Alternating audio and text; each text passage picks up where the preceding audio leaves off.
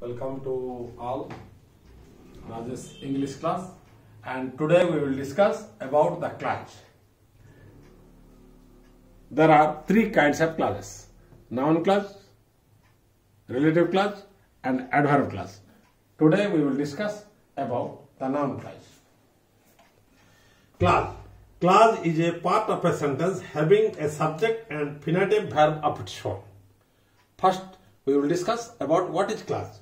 Clause is a part of a sentence having a subject and a finite verb of its own.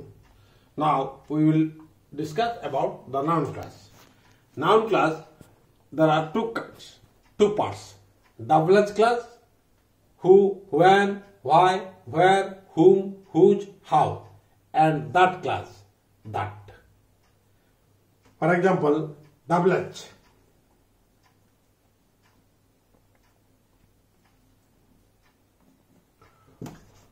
We are not aware of who is coming as the chief guest. Now, who is the clause? Double clause, it is the noun clause. And that clause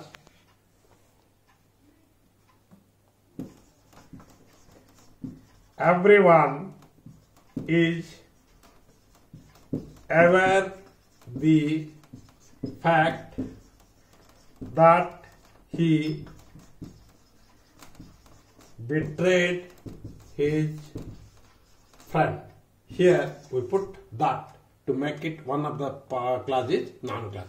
So noun clause is two forms, and double clause and that clause. Double clause, all double words: who, when, why, where, whom, whose. Even it starts from H, still it comes under double clause. Then the next is that clause.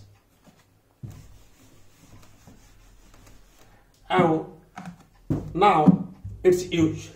The first use is object Of the verb. It is used as object of the verb. For example, I still believe he was right. He was right is the object. So it is the object of the verb. I have to put here that. I still believe that he was right. So here we got object of the verb. Noun clause is used for first purpose, object of the verb. Now the second one, subject of the complement. Subject of the complement. For example, the truth is he is a shy boy. The truth is he is a shy boy. Now I put here that to make it noun clause. The truth is that he is a shy boy. Here the noun clause used as subject of the complement.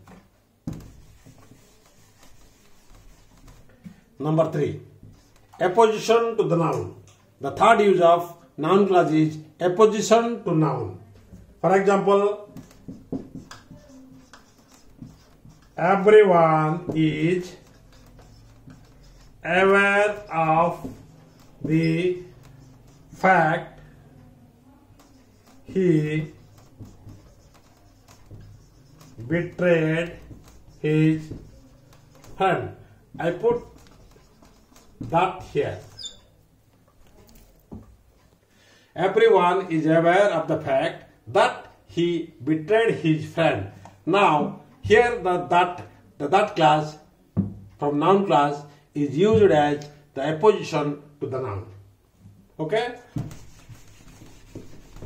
Now the fourth use is subject of sentence. Subject of sentence. That he is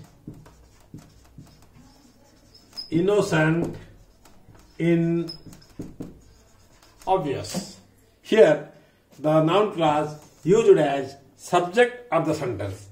It starts from that, so it is used as subject. He is innocent in obvious.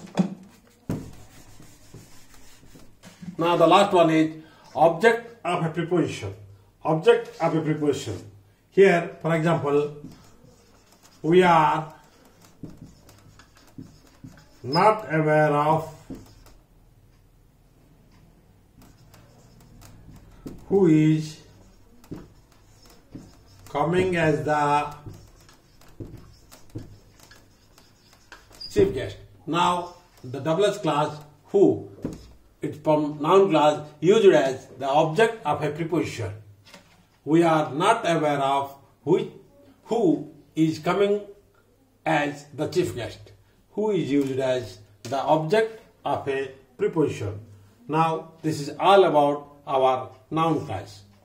Now we will discuss the second clause, relative clause. Relative clause, an adjective clause does the mark of an adjective. It is the relative clause. It marks an adjective on relation to some noun or pronoun. The subordinate clause which works like adjective is relative clause. So in relative clause we have got two parts. One is relative pronoun and other is relative adverb. Having been put this relative pronoun and relative adverb, we make one of the clause is as relative clause. For example, in the relative pronoun there are words which, whom, who, whose and that. By putting these words, we join the two clauses and cut the subject of the second clause. For example,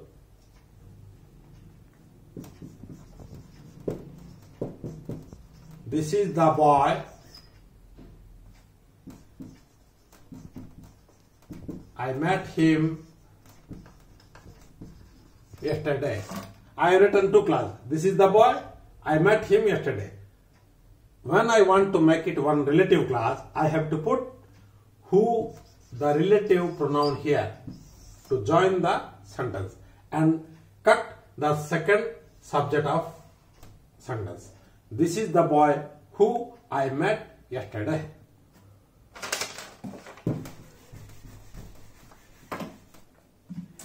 And which is used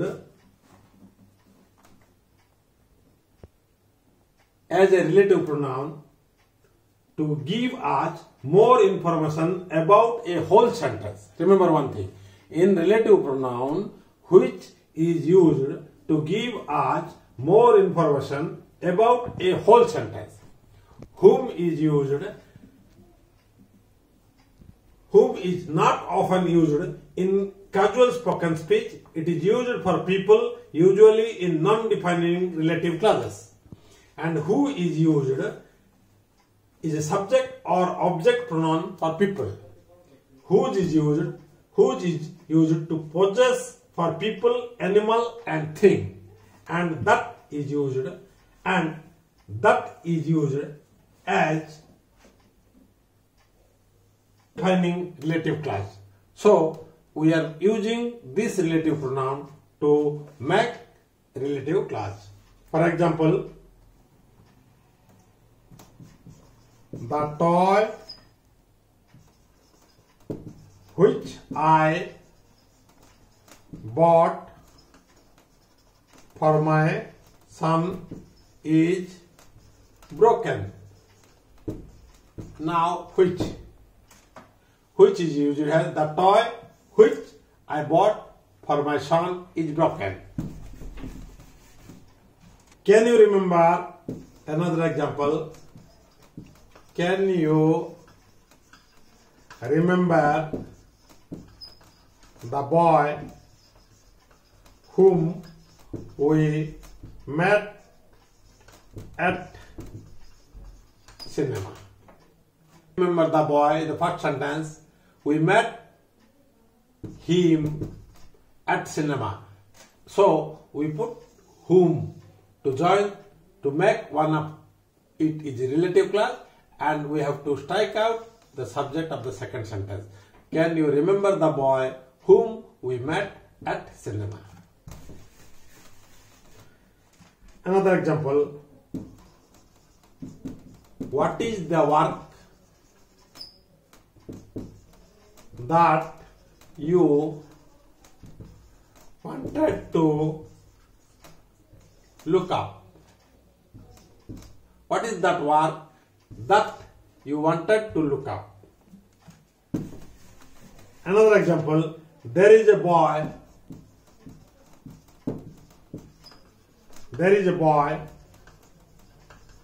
Whose book has been taken by me. Here, first sentence, there is a book.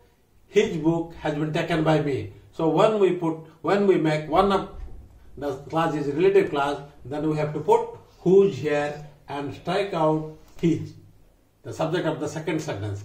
There is a boy whose book has been taken by me. And apart from that, there are some relative adverbs to make Relative class. when.